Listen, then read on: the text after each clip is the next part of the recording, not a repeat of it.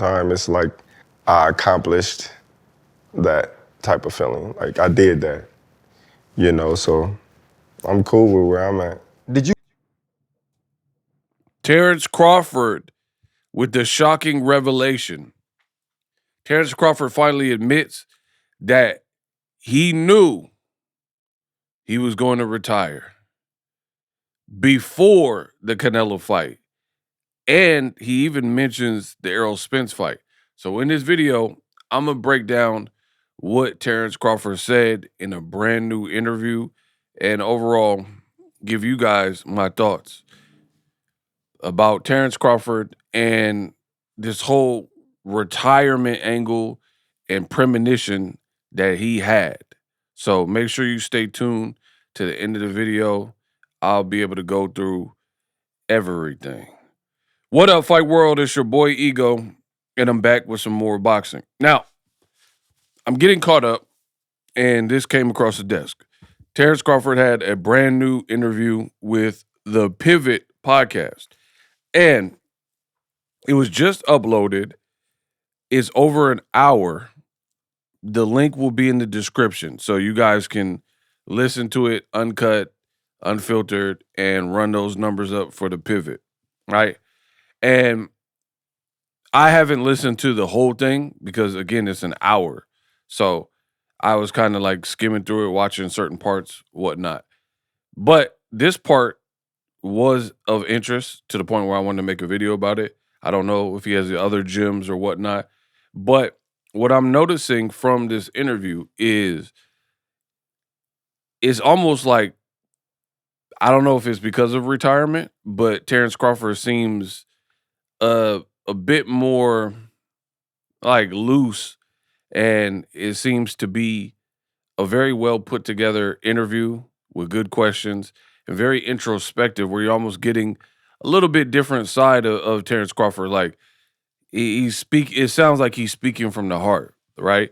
He was talking about, coming up and knowing when the right time to stop.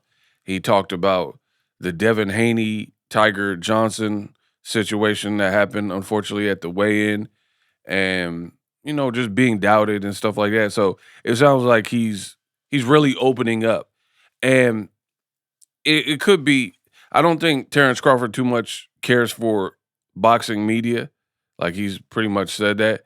And these are fellow athletes, so maybe he just feels more comfortable around them. But he said some interesting things that I want to cover in this video.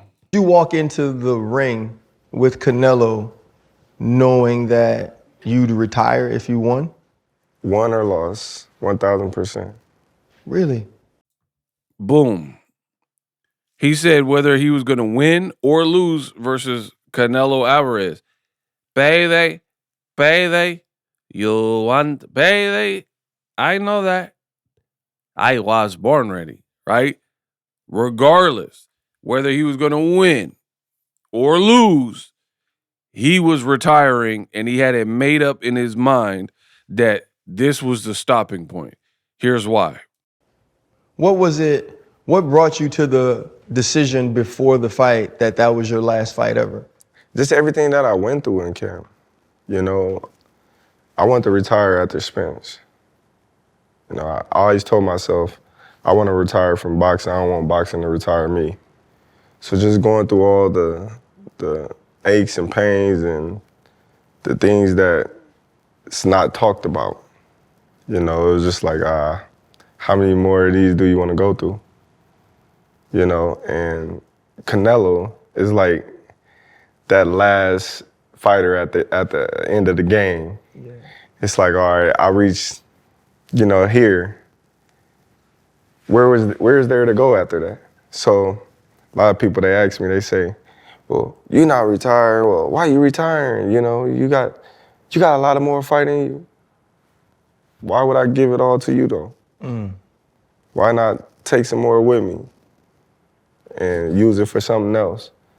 Why not put all that energy into my kids or into something outside of boxing? I want to have a life outside of boxing. I don't want to be like those fighters that stayed in too long and they can't enjoy they fruits of their labor. They can't enjoy playing with their family. They can't enjoy being able to have a decent conversation. That played a part too. Were you scared of what continuing to box too long could have turned you into? See, if you pay attention, this is what I was talking about with Terence Crawford. It sounded like he really opening up. Into retirement? You mentioned those boxers who can't hold conversations, those boxers who don't have the physical control to play with their children or even take care of themselves in ways that they should have. Was the, I guess, the consequences of boxing too long part of it as well?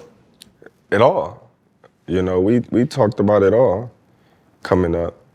Like, it's heartbreaking to see the fighters that came before you, the pioneers in the sport, the fighters that you looked up to, and you see them now, you be like, damn. You're like, man, he was great. He had the world in his hands. You know, everybody was chanting his name. Everybody call him an all-time great. But then when you see him, he walk in the room, everybody like, Terence, like, they don't care about him. You know, they care, but ain't nobody really, you know, running up to him like that unless he Mike Tyson. It just shows how the sport chew you up and spit you out. You know, out with the old and with the new. Wow. Good stuff from Terence Crawford. You got to feel that if you're a boxing fan. For me, I like that he's opening up and kind of getting a little bit deeper. And maybe he was keeping it by the chest, you know, because he was a fighter. And as a fighter, you got to have a certain mentality, meaning as a fighter, you don't want to show too many like of the kinks in your armor, right? You want to appear stoic and like you have everything figured out. So maybe this is a new era for Terence Crawford because he is now retired, so he can be a little bit more vulnerable and expose himself, and maybe he writes a book or does a documentary or something. So kind of interested on what's going to be next for Terence Crawford regarding that. But I'm liking what I'm hearing from this interview. It proves what I've always said, and what, you know, I didn't make the quote, but boxing is truly the loneliest sport, and it will chew you up and spit you out. So I think more fighters should do what Crawford did. He took the Andre Ward approach, the Floyd Mayweather approach, where you leave out the year Floyd fought Pacquiao. I might want to, I believe. He fought Berto after that. Boom. Officially retired from the sport. And like, so you had a great 2015. 2 fights, one being Pacquiao, the fight we all wanted to see. Fought Berto. I'm out. Done. Andre Ward came back corrected because some of y'all felt that he didn't beat Kovalev. I was at both fights. He beat Kovalev. And the first fight was closer. Came back, stopped him. I'm out. I proved to myself, I proved to the fans that I could do it, that I'm better than him. Stop Kovalev. I end on a high note. And now he's a successful commentator and whatnot. So I respect it. I think more fighters should do that instead of getting beat up. And, you know, Roy Jones is one of my top ever favorite fighters since a kid. I've always just gravitated towards Roy. Pause. And to see him later and like not hang it up, and then he was getting knocked out by Tarver and Glenn Johnson and Enzo, it was hard to watch for me as a diehard Roy Jones guy. Didn't I say that? As we take some time. Okay, then. It's cola in the house. You know what I mean? And Crawford's right. You see these fighters that are like now like almost like invalid or decrepit and took serious punishment, and then the sport just moves on, and you know they're no longer chanting your name. That's why it's so hard. Boxing is like the child actors. You know, you got a child actor, and then they're no longer. They grow into their looks. They become a man, and then nobody's calling for them anymore, and it don't hit the same. and you have a lot of like drinking and depression with a lot of those child actors because you had a lot of money doing Home Alone or The Goonies or one of these kid movies, and then when those calls stop and the fame drops, and then people are no longer like, oh, that's the kid from The Sandlot as much because we're in a new generation. Then I think that's hard, and I think the same thing for boxers. That's why they keep boxers will retire and then 10 years later come back and try to fight and exhibition. So I loved it from Terence Crawford, keeping it real. Let me know what you think. Drop your thoughts in the comment section.